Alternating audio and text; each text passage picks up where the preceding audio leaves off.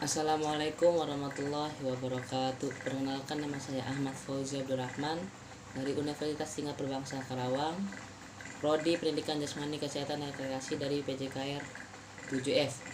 Tujuan pembuatan video kali ini untuk memenuhi tugas mata kuliah Event Organizer, di mana saya akan menjelaskan sedikit pengertian tentang Event Organizer atau yang biasa disingkat dengan IO.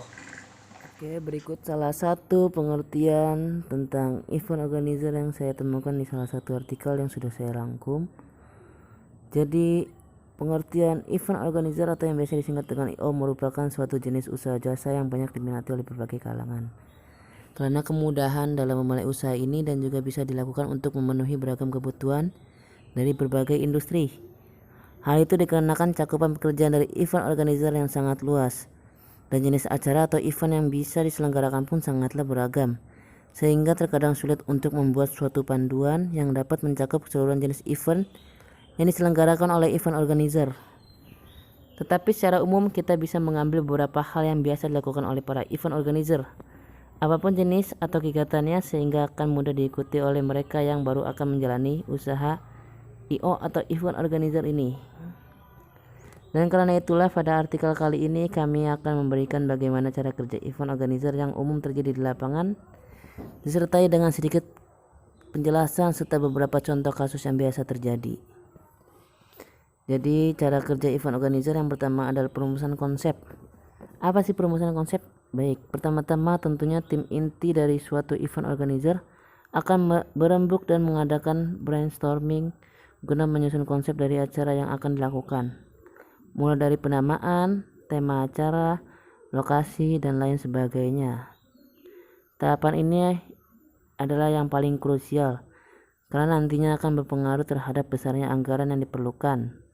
Teknis pelaksanaan acara, menentukan sumber pendanaan, penentuan lokasi, berapa banyak sumber daya manusia atau SDM yang diperlukan, hingga kepada berapa besarnya keuntungan yang dihasilkan dari event tersebut. Dan perlu dicatat, tidak selamanya ide unik itu bisa dilakukan dengan mudah dan terwujud dan terlaksana. Jadi pada tahap ini Anda jangan hanya berkutat pada seberapa uniknya acara yang akan Anda buat, tetapi pastikan juga bahwa acara tersebut yang dapat terlaksana dan menarik di mata calon audiens, partisipan, atau para sponsor, sehingga mereka terasa puas dengan event yang Anda buat. Baik, di sini ada contoh yang nyata. Contoh nyata adalah pada kasus kegagalan event Fry Festival beberapa waktu lalu, yang mana mereka memiliki konsep suatu pesta mewah di pinggir pantai di Kepulauan Bahama, tetapi tidak memperhitungkan kesulitan akomodasi, transportasi, dan juga logistik yang perlu disiapkan. Dan akhirnya event yang mereka adakan berujung pada kegagalan. Jadi jangan sampai event yang tidak matang menjadi event yang gagal. Oke, baik, lanjut. Yang kedua adalah teknis acara. Tahapan kedua dalam cara kerja event organizer adalah perumusan teknis acara dari konsep yang sudah dibuat, yang akan memastikan segala kebutuhan yang diperlukan dari konsep tersebut sudah terpenuhi.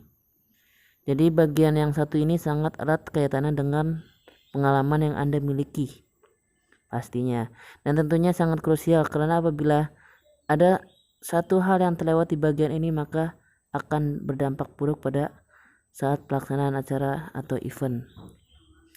Oke, jadi misalnya Anda memiliki konsep yang membuat konser musik di tengah danau. Berarti Anda harus memikirkan bagaimana membangun panggungnya, transportasi para kru dan pengisi acara ke panggung tersebut. Bagaimana kelistrikannya, pencahayaannya, jam berapa dan di mana acara akan dilaksanakan, dan juga memastikan suara yang dihasilkan tetap berkualitas sangat baik sehingga event tersebut berjalan dengan baik juga. Dan bayangkan apabila Anda salah satu dalam mengatur kelistrikan dan ada kabel yang bersinggungan dengan air danau, dan akhirnya malah berujung pada terjadinya konslet, kerusakan alat, bahkan membahayakan jiwa pengisi acara. Jadi di tahap ini biasanya rundown acara sudah mulai disusun, meskipun nantinya akan tetap disesuaikan dengan kondisi sebenarnya setelah tempat, sponsor, dan lain sebagainya sudah memasuki tahap finalisasi maksudnya ya. Oke, yang ketiga adalah menyusun anggaran.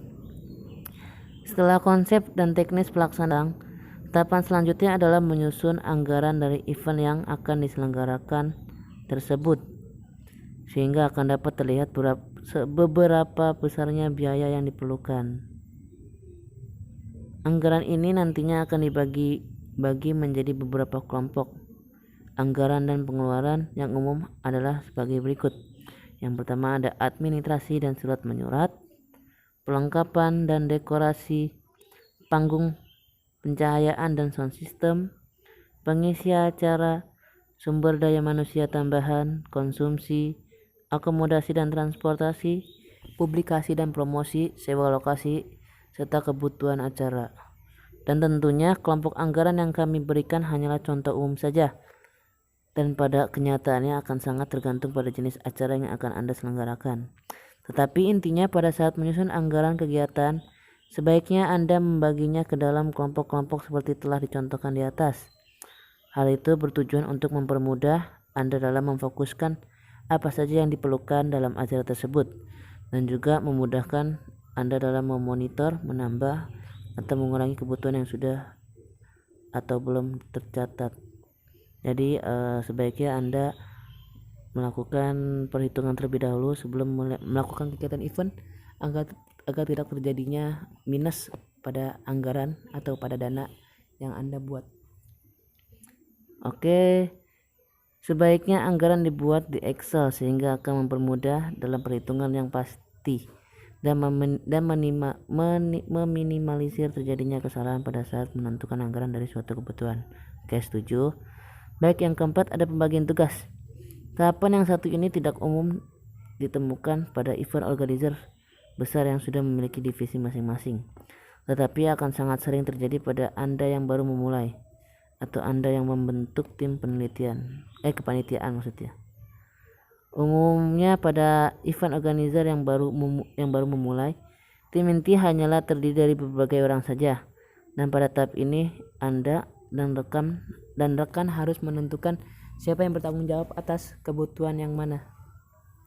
Misalnya si A, B, C, dan D membentuk suatu event organizer dan mereka ingin mengadakan turnamen sepak bola. Dan di tahap ini mereka mulai membagi tugas, yang mana A akan bertanggung jawab terhadap negosiasi dengan pihak pemilik lokasi yang ingin digunakan. Kemudian si B bertanggung jawab dalam promosi dan publikasi dari turnamen tersebut, sedangkan C mengurus pendanaan dan sponsorship, dan sementara si D akan mengurus perlengkapan dan sumber daya manusia yang dibutuhkan seperti bola dan wasit. Baik, yang kelima, setelah anggaran disusun dalam pembagian tugas telah dilakukan, maka tahapan selanjutnya dalam kerja event organizer adalah menentukan sumber pendanaan untuk acara tersebut. Pendanaan ini bisa dilakukan dengan cara mengeluarkan dana pribadi Anda dan rekan-rekan Anda, mencari dana dari para calon donatur atau sponsor yang diperkirakan tertarik untuk mendanai, dan atau menjalani kerjasama sponsorship dengan perusahaan atau organisasi yang sekiranya akan tertarik pada event tersebut. Dalam tahapan ini biasanya event organizer akan membuat daftar calon perdana apabila menargetkan donatur dan juga sponsorship yang akan disesuaikan dengan jenis serta tema acara, karena biasanya calon sponsor akan enggan menandatangani suatu event yang tidak sesuai dengan produk, jasa, atau merek yang mereka usung. Oke, jadi yang keenam ini ada juga persiapan. Tahapan selanjutnya adalah yang juga tidak kalah krusial dibandingkan tahapan lainnya, yaitu persiapan menyerang acara, yang umumnya sudah memulai dilakukan dari 1 tahun hingga 3 bulan sebelum event berlangsung. Biasanya tahapan ini dilakukan mulai dengan menyusun timeline dalam bentuk Gantt chart pada Excel, di mana IO atau event organizer akan memberikan deadline pada setiap hal yang mereka persiapkan, mulai dari mencari vendor, sponsor, dan lain sebagainya. Pada timeline tersebut umumnya pada event organizer akan merincikan setiap pekerjaan yang harus mereka lakukan sebelum berjalan acara tersebut. Dan umumnya akan ada banyak hal yang perlu dibuat di sini. Selanjutnya, IO akan mengarahkan tim untuk memulai bergerak dan membuka negosiasi dengan pihak-pihak terkait seperti pengelola lokasi, vendor perlengkapan, panggung, sound system, pencahayaan, dan juga mulai bergerak untuk menghubungi para calon donatur dan sponsor. Bagian tersulit dari tahap ini tentunya adalah di dalam pendanaan, terutama apabila IO tersebut hanya mengandalkan dana, karena mereka harus bisa menegosiasi acara mereka dan membuat terlihat menarik di mata calon pendana. Selain itu, pada tahap ini event organizer juga harus bersiap menghadapi segala perubahan rencana dan menyesuaikan konsep, karena kemungkinan besar akan banyak yang akan tidak sesuai dengan yang diharapkan. Misalnya seperti lokasi yang diinginkan tidak tersedia, permintaan tambahan dari sponsor, kesulitan mencari vendor yang sesuai, kendala yang menyusun materi publikasi, dan banyak lagi peluang yang terjadi hal-hal yang tidak diinginkan. Karena kesiapan dan pengalaman dari tim IO sangatlah dibutuhkan untuk merancang rencana cadangan. Apabila rencana semula tidak berjalan dengan mulus, sehingga bisa mencari alternatif yang juga masih dapat mendukung konsep semula. Dari sisi promosi dan publikasi juga akan dilakukan di tahap ini, seperti pemasangan spanduk, banner, poster, yang tentunya juga dibarengi dengan pengurus perizinan dari pihak berwenang dan juga biaya-biaya yang harus dikeluarkan dan diawasi dengan ketat. 7. Pelaksanaan. Pelaksanaan. Tahap terkait dari cara kerja event organizer adalah pelaksanaan cara itu tersendiri. Hari H, yang bukan berarti pekerjaan dari IO telah selesai, karena justru di tahap inilah tim mereka harus mampu menangani situasi yang terjadi di lapangan. Banyak sekali hal yang bisa meleset apabila IO tidak siap dan teliti, seperti waktu pengadaan acara yang mundur, pengisian acara terlambat hadir, konsumsi untuk panitia yang pengunjung atau peserta tidak terpenuhi, ada biaya tambahan yang harus dikeluarkan, lokasi tidak memadai, dan lain sebagainya. Kesigapan dari IO, terutama mereka yang berperan sebagai penanggung jawab kegiatan, sangatlah diperlukan, sehingga bisa mengambil keputusan dengan cepat dan tidak membuang waktu atau melakukan kesalahan yang fatal.